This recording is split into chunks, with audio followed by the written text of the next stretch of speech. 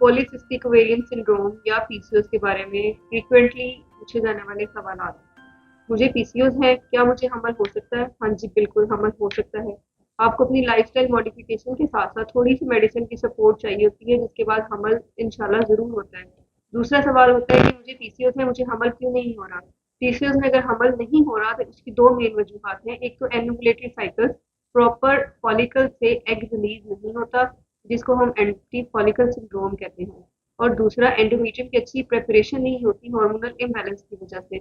अगर इन दोनों चीज़ों को हम कंट्रोल करने में कामयाब हो जाए तो हमल ज़रूर होगा। तीसरा सवाल आता है कि मुझे पीसीओएस है, साइकिल मेरा रेगुलर नहीं है, तो मुझे कैसे पता चलेगा कि मेरे ओवुलेटरी डेज कौन से हैं? तो इसका एक सिंपल सा तरीका है। अगर तो आपका साइकिल रेगुलर है, चाहे वो 40 दिन है, 50 दिन है या 30 दिन है, आपने जो भी आपकी एक्सपेक्टेड डेट ऑफ मेंसेस है उसमें से 14 माइनस करने हैं, तो आपके ओवुलेटरी डेज निकल आते हैं। लेकिन अगर साइकिल बिल्कुल ही हैphazard है, तो आपने ओवुलेटरी सिम्पटम्स जो हैं उनको नोटिस करना है। वो क्या है? साइंस ऑफ ओवुलेशन, इस पे हमने एक पूरी वीडियो बनाई है, आप उसको देखिए, जिसमें कि शामिल है सर्वाइकल म्यूकस का थोड़ा सा थिक हो जाना, जैसे कि एग वाइट है। इसके साथ साथ बॉडी टेम्परेचर थोड़ा सा इंक्रीज हो जाना, ब्रेस्ट टेंडरनेस और कुछ ऐसे और साइन सिम्टम्स, उसके लिए आप वो वीडियो जरूर देखें। अगला सवाल ये होता है कि मुझे पीसीओएस है, क्या हमल करने के लिए इलाज की जरूरत है या पहले मुझे पीसीओएस का इलाज करना चाहिए? तो पीसीओएस एक ऐसी बीमारी है जिसका इलाज लाइफस्टाइल मॉडिफिकेशन में है। इसके लिए ज़रूरी नहीं है कि आप पहले अपनी पीसीओएस को ट्रीट करें और फिर कंसेप्शन करें, क्योंकि पीसीओएस के पेशेंट्स में जैसे ही एज बढ़ती जाती है हमल होने का चांस कम हो जाता है। इसलिए हमें हमल करने के लिए जल्दी कोशिश करनी चाहिए, जिसके लिए आपको मेडिसिन सपोर्ट ज़रूरत है वो आपको लेनी चाहिए।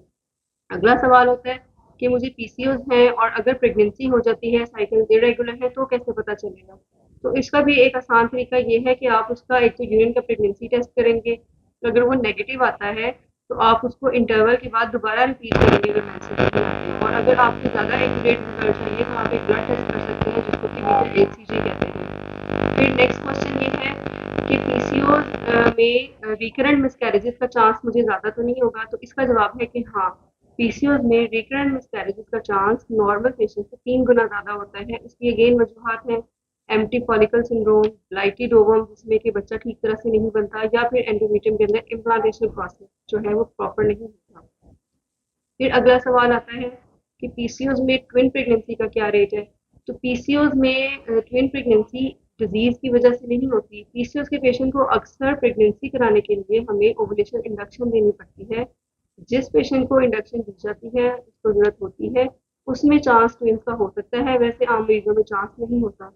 इसके बाद नेक्स्ट क्वेश्चन है कि पीसीओएस के बाद अगर मैं कंसीव कर लेती हूँ तो क्या मेरी प्रेगनेंसी एक आम नॉर्मल प्रेगनेंसी जैसी होगी या वो कॉम्प्लिकेटेड प्रेगनेंसी होगी?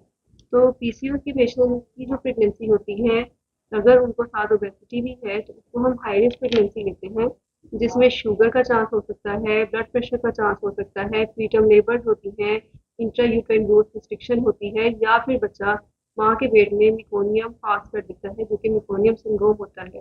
तो वो प्रेगनेंसी एक हाई रिस्क प्रेगनेंसी कंसिडर होती है। मुझे उम्मीद है कि आपको आज जो इन सवालात के बाद पीसीएस का टॉपिक बहुत अच्छे से समझ आ गया होगा। फिर भी अगर आपके कुछ क्वेश्चन है तो यू कैन कमेंट।